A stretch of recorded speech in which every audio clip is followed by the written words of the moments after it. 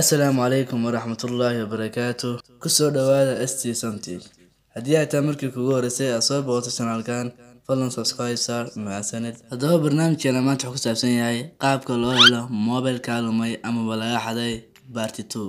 Haddaba asxaabi inta aan barnaamijkeena aanu bilaabanin, waxaan idin sameynay groupkaas oo laga caawin doono waxaad ka caawinaysid dhinaca tiknoolajiyadda, haddii noqoto YouTube, haddii noqoto website, waxaas oo dhan.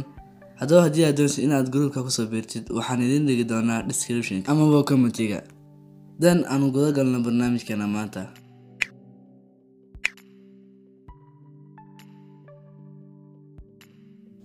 ugu horreyn waxaad soo degaysaa applicationka la yiraahdo Find Your Device. Haddii aad u baahan tahay applicationkaasi, descriptionka ama comment ugu hore aad ka helaysaa. Dan waan la soo kacnaa applicationka. Markii uu kusoo kaco sida tan ayuu kusoo kacayaa. kadib waxaad ku xiraysaa Gmailka moolka aad raadinaysid ama moolka ka lumay. Dan markaad Gmailka aad gelisid, passwordkan uu ku weydiin doonaa. Sidoo kale waxaa jiray dad su'aalo iga soo weydiinaya casharkan baartoonkiisa mobilka la raadinaya. Haddii uusan ku xirnayn wireless ama waqad, ma heli karaa mobilkaasi?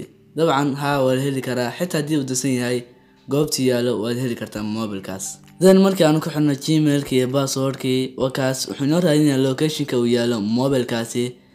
markii locationkaasi uu ku soo helo, waad heli kartaa mobilkaasi. sidoo kale waad ogaan kartaa dabka intuu marayo iyo wireless hadduu isticmaalayo wireless-ka ogaan kartaa magaca ku qoran. haddaba sida aad u jeedaan, wuxuu ku sheegayaa mobilka la raadinayo inuu yahay Samsung Galaxy J6. wuxuu kaloo kuu sheegayaa goobta yaalo in your hand, meeshaad ku hartay waka gacantaada ayuu ku jira ayuu leeyahay. sidoo kale dabkan oo kale uu ku sheegayaa 65%. khadkana waad u jeedaa. haddaba waxaan soo hadhay inta ka hooseysa. haddaba aan u nimaano play sound.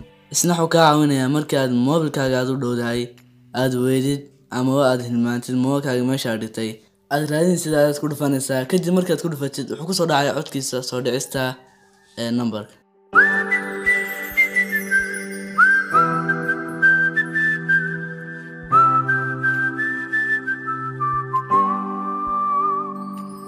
dan waa ujeedaan saaxiibayaal sida uu soo dhacay. waxaa noo hadhay ka hooseeya security device.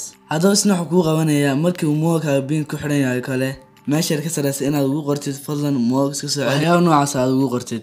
dan saaxiibayaal casharkeena maanta intaas ayuu ku eegyahay. haddii aad doonaysid macluumaadyo intaa ka fara badan, fadlan kusoo biir groupkeena Telegramka oo aad ka heli kartid descriptionka ama commentiga meesha ugu horeysa. waadna ku mahadsantahay daawashada daawatay muuqaalka. haddii aad ka hesha like, haddii kalena dislike. mahadsanid.